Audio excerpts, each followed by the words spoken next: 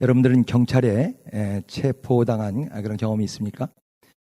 우리는 대학교 다니면서 매년 그냥 군사 독재화에 반대하는 민주화 데모를 많이 했어요.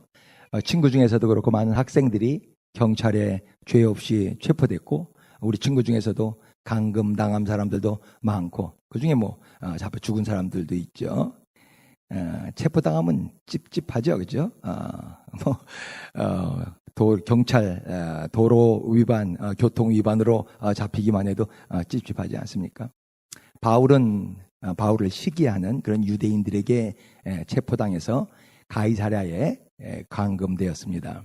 22장서부터 26장 오늘 본문만까지는 5차례에 걸쳐서 자기 자신을 변호하는 장면이다, 이렇게 설명을 드렸죠. 그래서 오늘 26장은 마지막 자기 변호의 시간입니다. 2년 동안 아무런 죄도 없이 가이사랴에 감금당했어요. 죄가 없으면 석방을 해야 되는데 유대 총독들이 석방을 하지 않았습니다. 왜냐하면 유대인들의 환심을 사려고, 유대인들을 좀 즐겁게 해주려고 사도 바울을 석방하지는 못했어요. 2년간 가이사랴에 지금 감금되어 있는 바울이 할 수 있는 일은 아무것도 없었습니다. 그냥 갇혀 있어야 돼요. 답답하죠. 참 답답할 겁니다. 인생에 이럴 때가 있습니다. 아무런 이유 없이 속박당하고 제한당하고 욕먹고요, 또 기다려야 되는 이런 시간이 인생에는 분명히 있습니다. 왜 나에겐 딴 사람들이 다 쉽게 나오는 영주권이 나에겐 나오지 않는 건가? 왜 딴 사람들은 잘 걸리지 않는 이런 병이 나에게는 생기는 것인가? 왜 내가 하는 일들은 자꾸 마이너스가 되는 것인가? 이런 일들이요. 왜 할 일 없이 난 이렇게 오랜 시간을 기다려야 되는가? 이때요, 이럴 때 답답하죠? 답답하니까 왜 이렇게 인생 살면은 참 어리석은 사람이에요. 중요한 건 왜가 아니에요. 어떻게 예요. 나에게 주어진 삶이 있어요. 그 삶 안에서 어떻게든 살 궁리를 해야 돼요. 왜냐고. 왜 알면 뭐 할 거예요? 살아야죠. 죽을 거 아니라면 살아야 되거든요. 살 궁리에 집중하면은 반드시 살 길이 있습니다. 호랑이에 엎혀가도 살 방법은 있는 것이거든요. 갇혀있는 시간이, 기다려야 되는 시간이 답답하죠. 그렇지만 꼭 부정적으로만 볼 필요는 없습니다. 하나님을 믿는 사람은 하나님의 때가 있다는 것을 알기 때문에 그 때를 기다릴 줄 알아야 돼요. 바울은 2년 동안 가이사랴에 감금되어 있었지만은 내 생각이에요.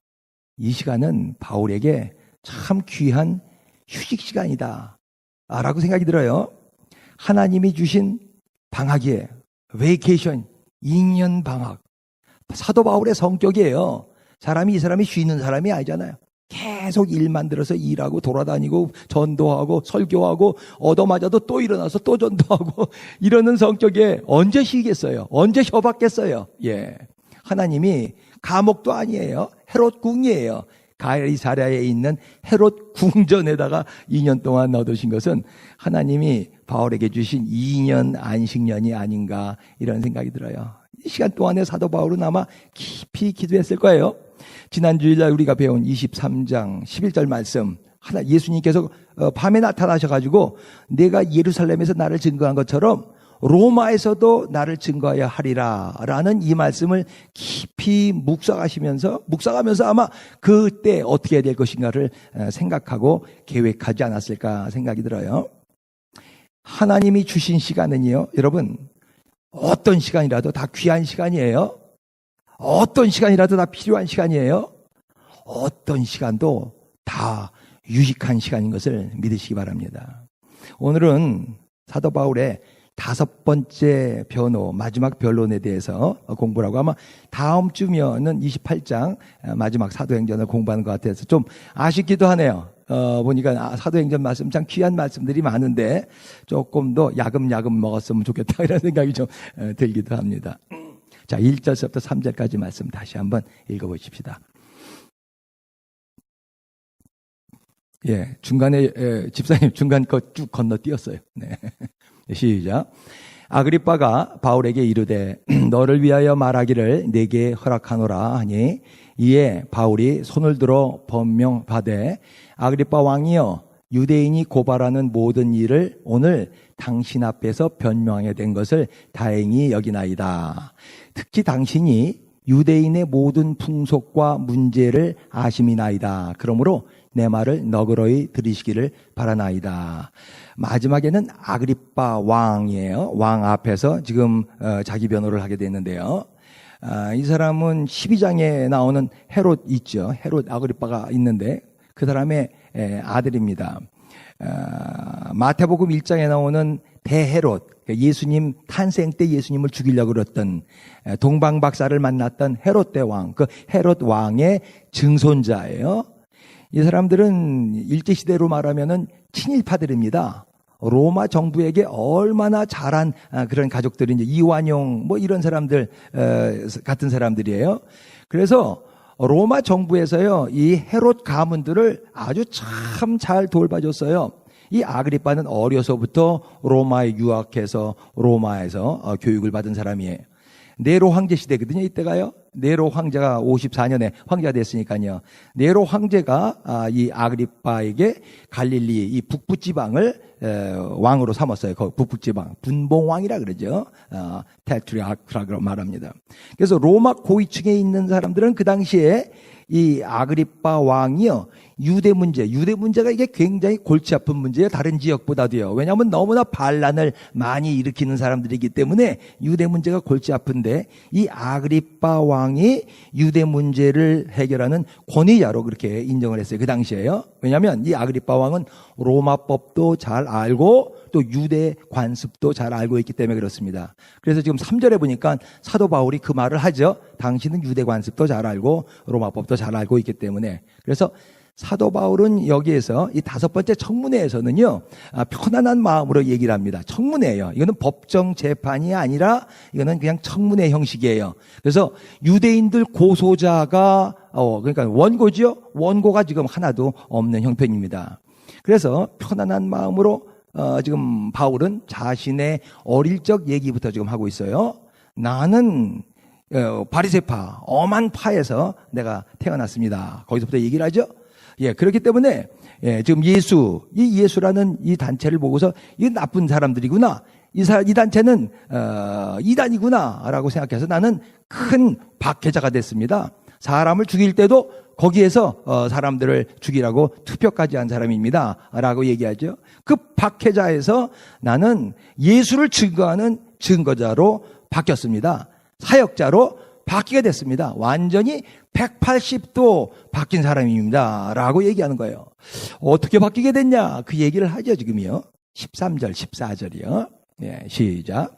왕이여, 정오가 되어 길에서 보니 하늘에서 해보다 더 밝은 빛이 나와 내 동행들을 둘러 비치는지라. 우리가 다 땅에 엎드러짐에 내가 소리를 들으니 히브리 말로 이르되 사울아 사울아 내가 어찌하여 나를 박해하느냐 가시채를 짓밟질하기가 내게 고생이니라. 예, 유명한 사울의 간증이죠. 사울아 사울아. 사도행전에만 이 간증이 3번 나와요. 9장에 한 번 나왔고요. 22장에 한 번 나오고 또 오늘 28장에 28장이나 됐는데 26장에 이 3번씩이나 그렇게 나올 정도로 유명한 사도 바울의 간증인데요. 그렇다면 사도 바울이 전도하면서 이 간증 얘기를 얼마나 했을 것 같아요? 사람들한테요. 예? 이 저쪽 고린도에서 뭐 빌립보에서 마게도 다 돌아다니는 곳곳마다 아마 수백 번 했을 거예요. 수백 번. 제가 88년 8월 달 이라는 얘기를 갖다가 수백 번 그렇게 얘기를 하죠. 아마 사도 바울은요. 다메섹으로 가는 도중에 주께서 나타나셔 사울아 사울아 꼭 그게 2번 불렀어요. 예, 이 얘기를 아마 수백 번 수천 번 했을 거라고 저는 생각합니다. 왜냐하면 사도 바울의 인생에 있어서 전환점이기 때문에요. Great turning point예요. 다메섹으로 가서 지금 예수 믿는 사람들을 붙들어 오겠다고 그렇게 열정이 많은 사람이에요. 이 사도 바울은요, 누가 시키지도 않았는데 그런 일을 해요. 예, 그렇게 열정적인 사람인데, 그때 정오예요. at noon. 예? 정오의 태양이 얼마나 밝습니까? 하루 중에서 제일 밝고 더운 때 아니에요? 근데 그거보다도 더 밝은 빛, more bright light. 그거 비쳤다는 거예요. 정오의 태양보다도 더 밝은 빛이라는 건 뭐냐면요, 초자연적인 빛이 사도 바울과 그 일행들에게 비쳤다는 말이죠. 즉 하나님의 임재하심이 있었다는 거예요. 그렇기 때문에 다 땅에 엎드렸어요. fell to the ground. 그래서 써 있어요. 보니까 fell, 그냥 엎드려진 거예요. 자기 의지로 그냥 엎드린 것이 아니라, 무릎을 꿇은 것이 아니라 자동적으로 그냥 쓰러진 거예요. 이런 것이 있거든요.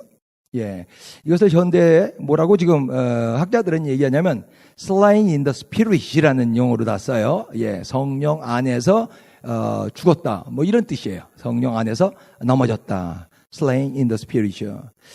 찰스 피니 부흥사죠. 이 사람이 한 방직 공장을 방문했었던 기록이 있는데 설교하지 않았어요. 아직이요. 기도도 아직 안 왔어요. 그냥 그 방직 공장을 걸어가는데 거기에 있던 아가씨들이 넘어지기 시작해요. 그러면서 흐느끼면서 회개하기 시작해요. 그냥 성령이 강하게 임재할 때 slain in the spirit, 그냥 성령 안에서 쓰러지는 일이 있어요. 하나님이 임재하실 때. 아일랜드 부흥 때도 그런 기록이 있습니다. 뭐 한국에도 그렇고 어디나 많아요. 시장에서 사람들이 장을 보고 있었어요. 그때 한 3천여 명 정도가 물건을 파고 사고 이러고 있었을 때예요. 19세기예요. 근데 갑자기 하나님이 임하기 시작하고 부흥 때, 예, 갑자기 사람들이 막 쓰러지기 시작하는 거예요. 쓰러져서 울부짖으면서 회개하기 시작하는 거예요. 그냥 자기네들이 무릎을 꿇은 것이 아니라요, 자동적으로 쓰러지게 되는 거예요. 지금 여기에요. 정오의 태양보다도 더 강한 빛이 사도 바울과 그 일행에게 비치기 시작하니까 they fell to the ground, 그냥 땅에 엎드려진 거예요. 사도 바울은 그때 한 음성을 듣죠. 사울아, 사울아. 예. 오늘 설교 제목입니다. 사울아, 사울아. 하나님이 부르셨어요. 이름까지 부르셨어요. 여러분들, 하나님께서 여러분들의 이름을 부르면서 부르신 적 있습니까? 예, 그런 경험이 있으신 분 계세요? 이름을 불러주신 분이요? 참 귀한 경험이죠. 사울아, 사울아. 우리의 모든 이름들을 다 아셔요. 그리고 어떤 때는 부르세요. 이렇게요. 바울의 전 이름이 사울입니다. 누가 불러요? 15절에 보니까 내가 박해하는 예수라. 그리고 이름을 밝히십니다. 이때 바울이요, 자기 잘못을 깨달았어요. 예. 아하, 내 생각이 틀렸구나. 나는 저 예수가 이단이라고 생각하고 저 예수는 잘못됐다고 생각하고, 그래서 예수 믿는 사람들을 지금 잡아야 된다고 생각하고 죽여야 된다고 생각하고, 그것이 바로 우리 하나님을 위하는 길이라고 생각했는데 내 생각이 틀렸구나. 그때 바울의 생애에 큰 전환점을 맞이하게 되죠. Turning point. From A to B. 완전히 바뀌는 이런 기회를 갖게 됩니다. 인생에는요, 이 전환점이 있어야 돼요. 터닝 포인트가 있어야 됩니다. 이 전환점이 없는 인생을 자연인, 그렇게 얘기해요. Natural man. 자연인은요, 아무리 훌륭하고 아무리 도덕적으로 깨끗한 것 같아도 죄인입니다. 아무리 열심히 살고 아무리 열심히 달려가도요, 그 방향은 하나님과 반대 방향입니다. 아무리 똑똑해도 장님이에요. 자연인은 죄인입니다. 예. 전환점 전에, 터닝 포인트를 갖기 전에 바울의 상태가 바로 이런 사람이었어요. 예. 자기는 똑똑하고 열심히 있고 열정이 있지만 자연인이에요. 이런 사도 바울을 하나님이 부르신 목적이 뭔가, 그 부르신 이유가 16절부터 나오죠. 한번 읽어보십시다. 시작. 일어나 너희 발로 서라. 내가 네게 나타난 것은 곧 네가 나를 본 이 일과 장차 내가 네게 나타날 이 일에 너로 종과 증인을 삼으려 함이니, 이스라엘과 이방인들에게 내가 너를 구원하여 그들에게 보내어 그 눈을 뜨게 하여 어둠에서 빛으로 사탄의 권세에서 하나님께로 돌아오게 하고 죄사함과 나를 믿어 거룩하게 된 무리 가운데서 기업을 얻게 하리라. 그냥 간단히 말하면 사도 바울을 부르신 목적은 뭐냐면 눈을 뜨게 하는 거야. 눈 뜨게. 사람들이 장님이 되어버렸기 때문에 그 눈을 뜨게 하는 거예요. 어둠에서 빛으로 인도하라. From darkness to light. 장님 아닌데 다들 눈 뜨고 있는데 다들 잘 보이는데 왜 장님이라 그러는가요? 왜 예수님은 어둠에 있다 그러는가요? 사단의 권세가 있기 때문에 그래요. 사탄의 권세. 여러분, 사탄은 권세가 있어요. 파워가 있어요. 그 권세로 뭐 해요? 이 세상을 다스리고 있습니다. 그렇기 때문에 사탄 아래에 있으면 영적 장님이에요. 영적 세계가 보이지 않습니다. 두테르테라고 하세요? 필리핀 대통령이죠. 이 사람 인기가요, 굉장히 높습니다. 그리고 막말을 많이 하지만 꽤 능력이 있는 사람이에요. 근데 얼마 전에 그런 얘기를 했죠. 난 하나님을 믿지 않는다. 하나님이 어디 있냐? 하나님이 있다면 하나님과 사진을 찍어와라. 그러면 난 내 대통령직에서 물러나겠다. 이런 말을 공동연히 했거든요. 왜 이런 말을 해요? 간단히 영적 장님이기 때문에 그러죠. Natural man. 자연인이에요. 이 말 들으면서 제가 니고데모 생각이 났어요. 니고데모는 예루살렘에서 유명한 선생이었어요. 부자이고요. 또 공회원이었습니다. 사람들한테 존경받는 사람이었어요. 밤에 예수님한테 나타나죠. 그리고 예수님이 니고데모에게 말씀하십니다. 네가 거듭나지 아니하면 하나님 나라를 볼 수 없다. 그러니까 니고데모가 뭐라 그럽니까? 아니, born again 한다고요? 다시 태어난다고요? 어떻게 다시 태어납니까? 사람이 다시 모태로 들어갈 수가 있습니까? 라고 얘기를 해요. 굉장히 똑똑하고 유명한 예루살렘의 유명한 선생이었는데도 거듭난다. 이 말, born again. 이 말을 이해하지 못하는 것이죠. 왜요? 영적 장님이기 때문에 그래요. 하나님이 영이신데 두테르타야. 내가 그 기사 보면서 얘기했어요. 내가 두테르타야. 하나님이 영인데 내가 영이랑 어떻게 사진 찍냐. 공기 중에 산소가 있거든요. 산소를 마셔야 우리가 살 수 있잖아요. 산소가 있어요. 근데 어떤 사람이 이렇게 얘기를 했다고 생각해 보세요. 산소가 어디 있어? 산소가 있으면은 당신이랑 한번 사진 찍어 와봐. 그럼 내가 믿을게. 이렇게 말한다면 얼마나 무식한 얘기예요? 아니, 산소를 어떻게 사진 찍어요? 산소랑 나랑 어떻게 사진 찍을 수 있어요? 말이 안 되죠. 두테르테, 영적 장님이에요. 아직 터닝 포인트, 전환점을 맞지 못한 사람이에요. 두테르테만 그런가요? 우리도 그래요. 제가 고등학교 다닐 때 우리 인문고등학교 고등학교지만은 교회 다니는 친구들이 꽤 있었거든요. 그 친구 중에 하나가 저에게 와서 전도를 했어요. 예수님을 믿어야 된다. 교회에 가야 된다. 그래서 제가 그때 그 여러 가지 책을 많이 읽었었기 때문에 기독교에 대한 아주 나쁜 인식이 제 마음 가운데 있었어요.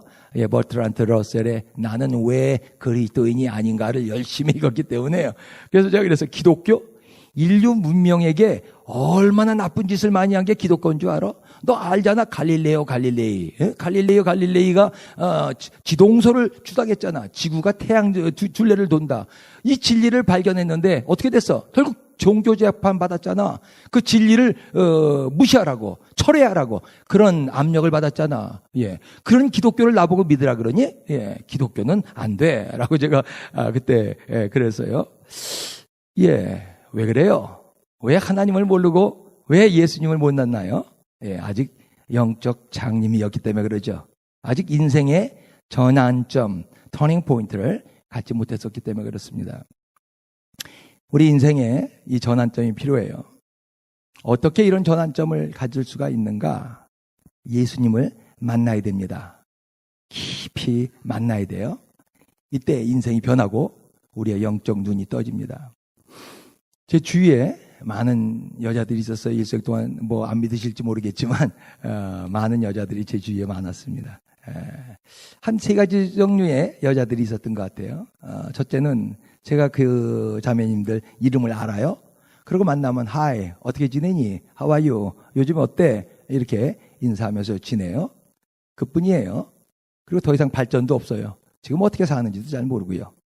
두 번째 부류의 여자들은요, 함께 활동을 했어요. 함께 연주 활동도 했어요.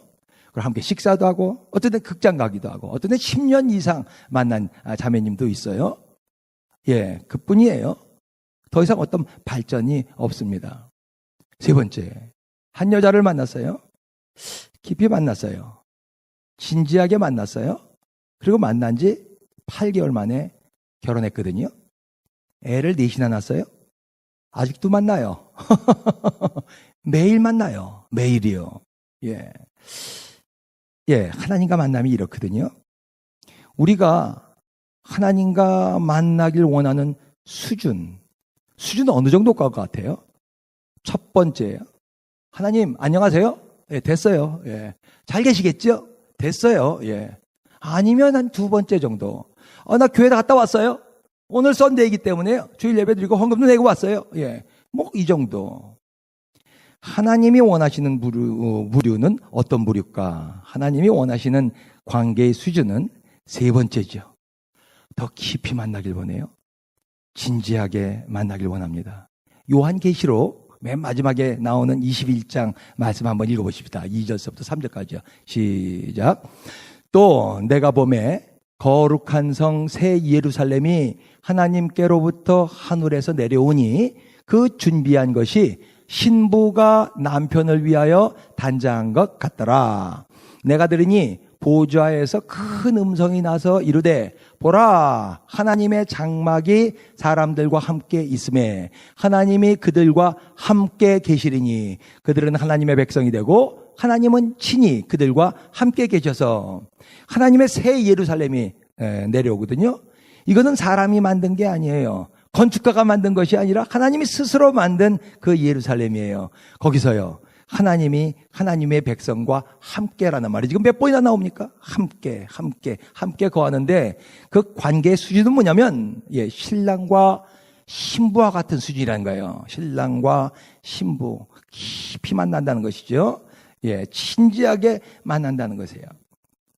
내가 얼마나 오래 알았느냐 이거 중요하지 않아요?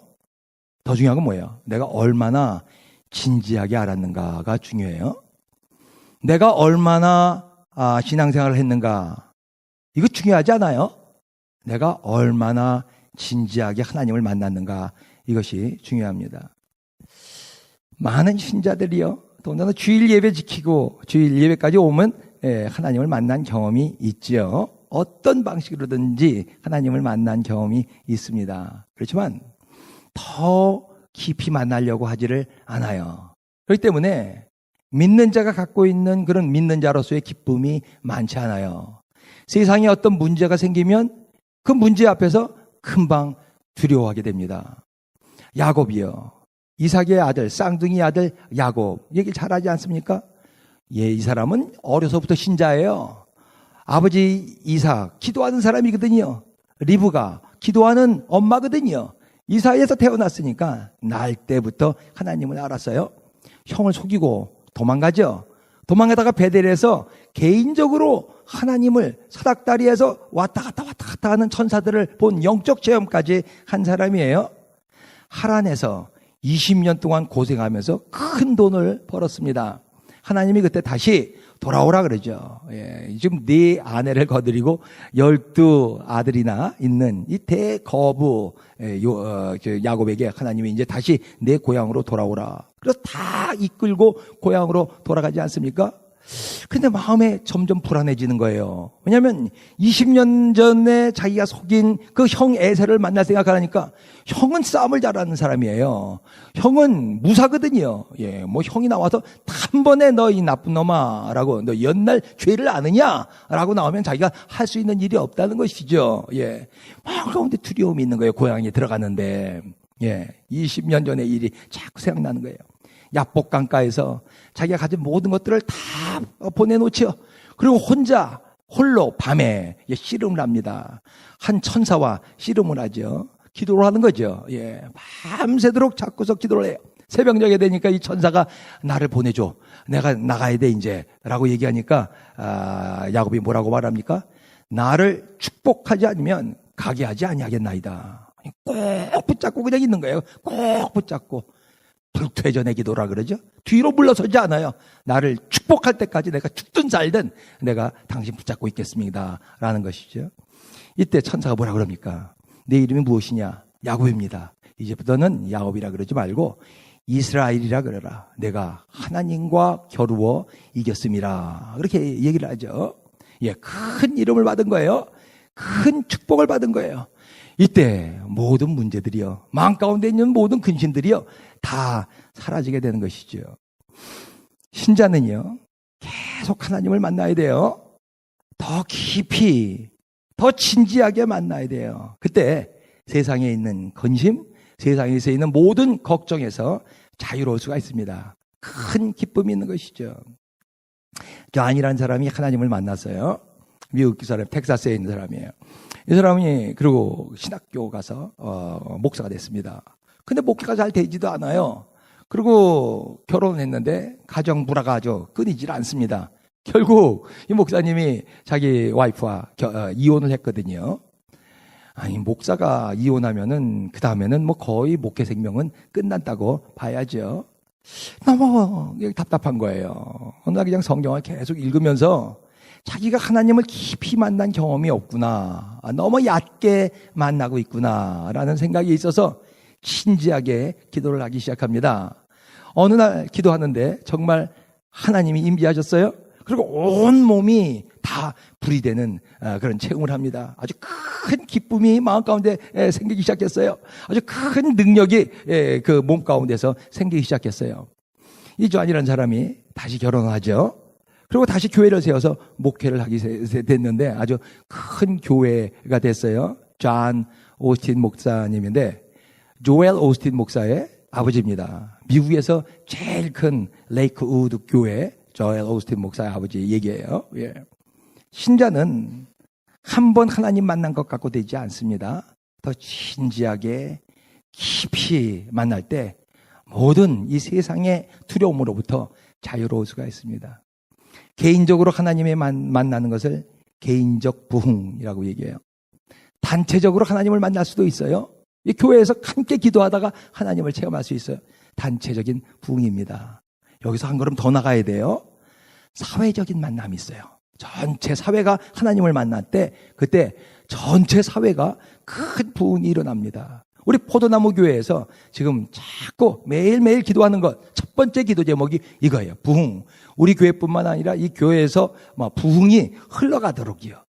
이게 가능한가? 왜냐하면 우리는 이걸 체험한 적이 없거든요. 우리는 이것을 본 적이 없기 때문에 기도들을 하는데 그냥 형식적으로 하는 것 같아 보니까 열심히들 기도를 하시는데 우리 성도님들이요. 예, 이 보스턴서부터 워싱턴까지 큰 부흥이 있을 것입니다라고 얘기해도 예, 부흥을 주시옵소서 그러지 정말 믿음으로 기도를 하시는 분이 많지 않은 것 같아요. 부흥 옵니다, 여러분. 예. 19세기 초만 해도요, 이 뉴욕, 뉴저지는 세계적인 도시가 아니었습니다. 그때까지도 미국에서 제일 큰 도시는 보스턴이랑 필라델피아였거든요. 예, 그냥 별 일 없는 도시였었는데, 그때 주지사가, 뉴욕 주지사가 클린턴이에요. 이 사람이 1825년에 1.2호 운하를 만듭니다. 그 만들어 성공했어요. 이게 과학적으로 안 된다. 그 당시 과학기술로 안 된다. 많은 사람들이 그랬는데 결국 성공했어요. 그래서 1.2호 5대5에서부터 이 대서양까지 그 터널이 뚫려져 있습니다. 그 당시에는 비행기 시대가 아니기 때문에 배로서 운반하기 때문에 이 터널이 뚫어지자마자 뉴욕이 갑자기 무역의 중심지가 됐어요. 경제의 중심지가 됐습니다. 막 그냥 산업이 막 일어나기 시작하고요. 이쪽 쌀값이 중부 지역 그 밀값보다도 이쪽 그 뉴욕 지역의 밀값이 더 쌌다는 그런 기록까지 나올 정도로 아주 물질적으로 그냥 흥청망청되는 이런 도시가 됐어요. 그러니까 돈이 많아지니까 사람들이 교회 갔겠습니까? 신앙이 있었겠습니까? 예, 점점 교회를 떠나기 시작하고 교회는 텅텅 비기 시작하고요. 예, 하나님 찾는 사람들이 많잖아요. 돈 많은 게 꼭 좋은 게 아니에요, 여러분들이요. 예, 그때 맨하탄에 있는 풀턴 스트리트. 내가 지금 몇 년 전서부터 거기 한번 가본다. 근데 풀턴 스트리트에 교회가 있어요. RC의 교회예요. 우리 더치 North Dirty Church라 그러는데 거기에 한 평신도 제레미 램피어라는 사람이 정호, 이 사람은 사업가예요. 옷 만드는 옷장사, 옷가게 하는 사람이었는데, 정호 기도회 광고를 했습니다. 예, 그래서 noon prayer meeting이라는데, How often do you pray? 얼마나 자주 여러분들은 기도하십니까? 라는 그 광고지를 만들어갖고 수만 장을 맨하탄에다가 돌렸어요. 그리고 1857년 9월 23일 날, 이날 첫날인데요. 매주 12시에 모여서 1시까지. 그러니까 직장인들이 쉬는 시간이죠. 점심시간이죠. 이때 교회에서 기도를 하겠습니다. 아무도 안 왔어요. 한 30분 기다리니까 한 6명 정도가 나타나서 첫 번째 기도가 마쳤는데, 그날 이 제레미 집사는 마음이 조금 섭섭했습니다. 자기가 수만 장 이렇게 지라시를 광고지를 붙였는데 사람이 이렇게 오다니. 다음 주일날 20명이 모였어요. 다다음 주일날 40명이 모였어요. 사람들이 조금씩 모이니까 이 사람들이 신나기 시작한 거예요. 그래서 우리 매일 모이자라고 그렇게 해서 결정해서 그다음 4주 때부터는 매일매일 12시 정오기도회가 모이기 시작했습니다. 4개월 만에요. 여기서 기도하고서 또 딴 도시에 간 사람들이 막 그냥 기도 모임을 만들고 그러기 시작해서 보스턴서부터 워싱턴까지 전체가 각 교회들이요 기도 모임을 하게 됐어요. 더 확산되기 시작했어요. 2년 뒤 1859년에는요, 미 전역 시골까지요, 이 기도회, 12시 기도회 운동이 계속 퍼져나기 시작했습니다. 어떤 교회에서는 하루에 5차례 기도 모임을 그렇게 했어요. 한 기록에 의하면, 통계에 의하면 2년 동안, 이 1857년, 8년, 9년까지 200만 명이요. 200만 명이 회심을 하고 크리스찬이 됐습니다. 그 당시에 뉴저지에는 전체가 하나님의 임재로 가득했다 그래요. 바다에서도 하나님의 임재를 느낄 수가 있었다 그래요. 그래서 지금 뉴욕으로 들어오는 항구 도시이기 때문에요. 배가 한 기록에 보니까 멀리서부터 그 배에 있는 선원들이 하나님의 임재를 느끼기 시작하는 거야. 지금 뉴저지에서 무슨 일이 있는지 그 사람들은 몰라요. 어떤 부흥운동이 있는지 몰라요. 그냥 배 안에서 하나님을 느낀 거예요. 그래서 선장이 막 사람들이 엎드려져 가지고 막 회개하고 울고 그러니까 전보를 보냈어요. 이 맨하탄 입항 항구에다가요. 우리가 지금 거기에 우리 배가 들어가는데 들어가자마자 우리를 지도할 목사님을 보내주세요라고 전보한 기록이 아직까지도 남아 있어요. 그 당시 사람들이요, 하나님을 아는 사람들이었어요. 18, 19세기 사람들은 다 하나님을 알고 명목산 신자들입니다. 그렇지만 교회 잘 안 다녔어요. 이 부흥을 통해서 하나님을 깊이 만나게 됐어요. 진지하게 만나게 됐어요. 바로 이것이 포도나무 교회의 기도 제목이죠. 지금 이 시대가 물질 만능 시대예요. 자유주의 시대예요. 하나님에 대해서, 교회에 대해서 말하면 사람들 콧방귀도 안 끼는 그런 시대 아닙니까? 하나님, 교회, 신앙, 예수 그리스도. 이 시대의 물결 속에서 우리 자녀들은 어떻게 자랄까? 우리 손자들은 어떻게 자랄까? 제대로 하나님이나 믿을 수 있을까요? 지금 하나님과의 깊은 만남이 꼭 필요한 시대예요. 맨하탄은 세계 최고의 도시입니다. 그렇지만 그 가운데 있는 어둠이 여러분 보이십니까? 부흥이요. 부흥이 필요하죠. 부흥 반드시 옵니다. 함께 진지하게 기도하실 수 있길 주의 이름으로 간절히 부탁드립니다. 사도 바울은 예수님의 대적자였어요. 예수 그리스도의 박해자였습니다. 그렇지만 1세기 최고의 복음 전파자가 됐어요. 어떻게 해요? 분명한 전환점, 터닝 포인트가 있었어요. 예수님을 깊이 만났어요. 개인 부흥이죠. 여러분들은 예수님을 깊이 만난 경험이 있습니까? 하나님은 우리가 진지하게 더 깊이 만나기를 원하십니다. 기도하겠습니다.